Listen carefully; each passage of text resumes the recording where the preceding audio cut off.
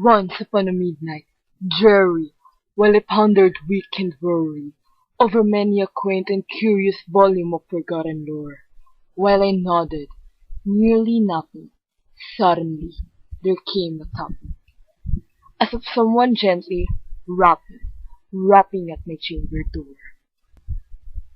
"'Tis some visitor," I muttered, tapping at my chamber door, "only this and nothing more."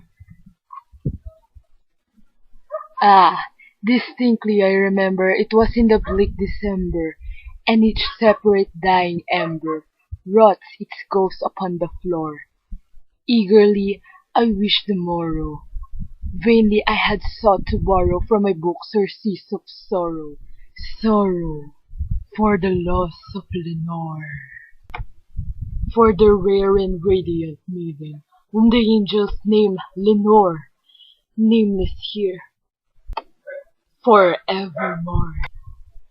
And the silken, sad, uncertain rustling of each purple curtain thrilled me, filled me with fantastic terrors never felt before, so that now, to still the beating of my heart, I stood repeating, "'Tis some visitor entreating entrance at my chamber door, some late visitor entreating entrance at my chamber door.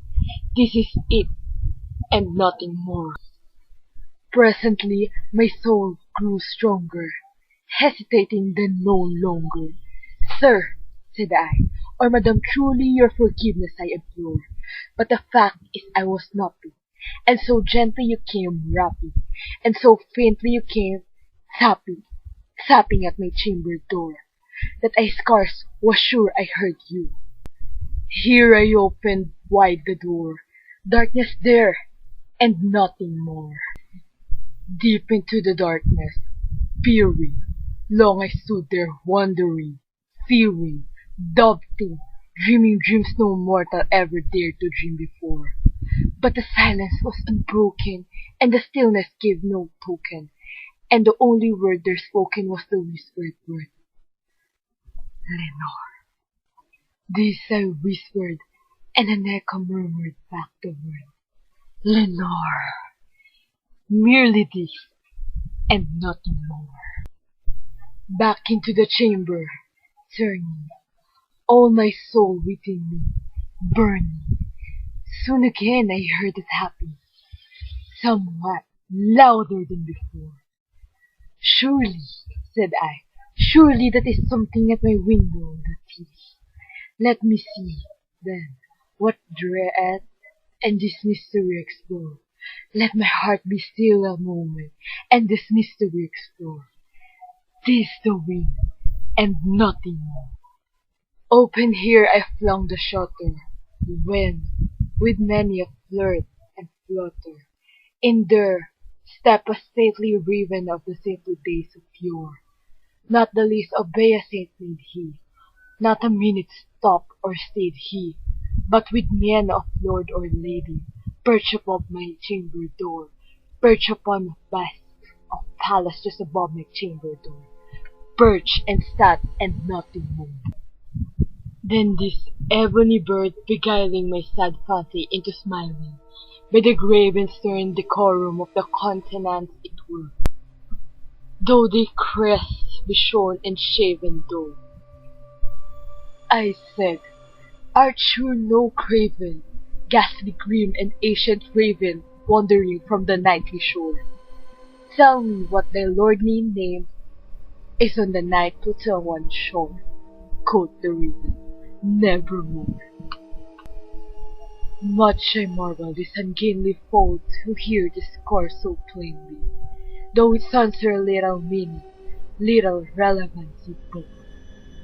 For we cannot help agreeing that no living human being ever yet has blessed with seeing bird above his chamber door, bird or beast upon the sculpture bust above his chamber door, with such name as Nevermore. But the raven, sitting lowly on the placid bust, spoke only that one word, as if his soul in that one word he did outpour. Nothing farther than he uttered, not a feather then he fluttered, till I scarcely more than muttered, "Other friends have flown before, on the morrow he will leave me, as my hopes have flown before." Then the bird said, "Nevermore." Startled at the stillness broken by reply so aptly spoken, "Doubtless," said I, "what it utters is its only stock and store, caught from some unhappy master, whom unmerciful disaster followed fast, and followed faster till his songs one burden bore, till the dirges of his hope that melancholy burden bore, of nevermore." But the raven, still beguiling all my sad soul into smiling, straight I wheeled a cushioned seat in front of her, and buzzed and blew. Then upon the velvet sinking, I betook myself to linking fancy unto fancy,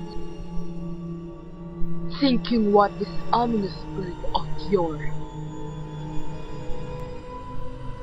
what this grim, ungainly, gaunt, and ominous bird of yore meant in croaking nevermore.